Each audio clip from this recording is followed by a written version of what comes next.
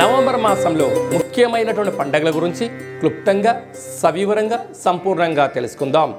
5వ తారీఖున కార్తీక మాస పూర్ణిమ కనుక మనమందరము కూడా స్వామివారిని స్మరణ, అభిషేకము, దీపదానము, స్వయంపాక దానము, ఉసరి వృక్షం కింద భోజనము, వన భోజనాలు ఆచరింప చేసుకోవడం వలన సంపూర్ణమైనటువంటి ప్రకృతితో మమేకమైనటువంటి మన సనాతన హిందూ ఆధ్యాత్మిక పండగలలో ఇది చాలా ముఖ్యము అని చెప్పి గమనించగలగాలి. ఎందుకనగా మనకు జన్మ నక్షత్రాలకు వృక్షాలు ఉంటాయి. అలాగనే కార్తీక మాసంలో దామోదరుడు, అంటే తులసి వృక్ష పూజ, ప్రతి ఇంటి ముందర మనం ప్రతిరోజు దీపాలు పెట్టుకుంటూ ఉంటాం. అలాగనే ఉసరి వృక్షం కింద మనము భోజనం చేయడము, ఆ ఉసరి ఫలాలను తో పాటి దీపాన్ని, స్వయం పాకాన్ని, దశదానాలను దానం చేయడము, కార్తీక స్నానాన్ని ఆచరింపచేయడము, గంగా నదిలో స్నానం చేయడము, స్వామివారికి సంపూర్ణమైనటువంటి స్మరణ వలన సకలమైనటువంటి ఐశ్వర్య భోగభాగ్యాలు మనకు ఇచ్చేవారు భగవంతుడు అని గమనించాలి. కనుక అవకాశం ఉంటే మీకు ప్రతిరోజు ఇంట్లో అభిషేకం చేసుకోండి. అలా కుదరలేనటువంటి వారు ఈ కింది నెంబర్ సంప్రదించినట్లయితే మన యొక్క దేవాలయంలో 1,00,000 రుద్రాక్షల ఏకమహాదేవుడికి మీ గోత్రనామములతో నిత్యం అర్చన చేయడము, 12 శివలింగేశ్వర స్వరూపాలకు నిత్యము అభిషేకము, కార్తీక దీప దానము, స్వయంపాక దానమును ఏర్పాటు చేయడం జరుగుతుంది. మరికొందరు కార్తీక మాసంలో కాశీ వెళ్ళాలి అనుకుంటుంటారు.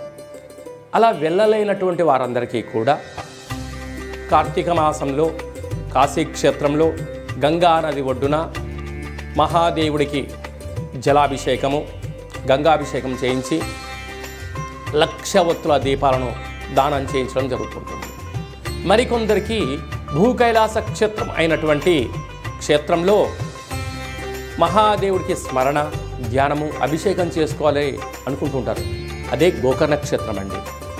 ఆ క్షేత్రంలో కూడా మీ యొక్క గోత్రనామములతో అర్చన, అభిషేకము, కోటి తీర్థ మహా స్థానంలో దీపోత్సవ కార్యక్రమాలకి అవకాశాన్ని మనం ఏర్పాటు చేయడం జరిగింది. లేక మనం భాగ్యనగరంలో, కాశీ క్షేత్రంలో, గోకర్ణ క్షేత్రంలో మన యావత్ హిందూ బంధువులందరికీ కూడా ఒక అవకాశాన్ని ఏర్పాటు చేయడం జరుగుతుంది. కనుక మనమందరము కూడా వీలైనంత వరకు ఇంటి సింహద్వారం దగ్గర, ఇంటి ముందర దీపాలు వెలిగింపజేసుకుందాం. మనకు దగ్గరగా ఉండబడిన శివాలయాల్లో కార్తీక దీపాన్ని వెలిగించుకుందాం. ఇంకొంచెం శక్తి కలిగితే దీపదానం చేద్దాం. అలాగనే స్వయంపాక దానం చేద్దాం.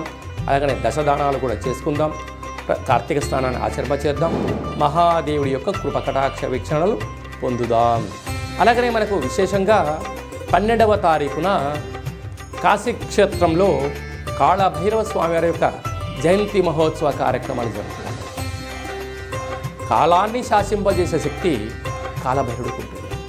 మనకు నరదృష్టి, శత్రుదృష్టి, భూత, ప్రేత, పిశాచ, బ్రహ్మర, యక్షర, యమదూత సకలమైన దోషాలు, మృత్యు, అపమృత్యు దోషాలు, జాతకంలో అర్ధాష్టమ గండ దోషాలు అలాంటివి ఏమన్నా ఉన్నట్లయితే తొలగింప చేసుకునేటువంటి ఏకైక ఆధ్యాత్మిక సన్మార్గము ఏమిటయ్యా అనగా కాళభైరవ స్మరణ, ధ్యానము, కాళభైరవ అష్టకాన్ని వినడం, చదవడం, అలాగనే కుక్కకు ఆహారాన్ని, ప్రసాదాన్ని ఏర్పాటు చేయడం, అలాగనే కాకి మహారాజా, పక్షిరాజా వారికి ఆహారాన్ని ఏర్పాటు చేయడం వల్ల సకల సంచిత కర్మ, ప్రారబ్ధ కర్మ, ఆగమిక కర్మలను తొలగించుకునేటువంటి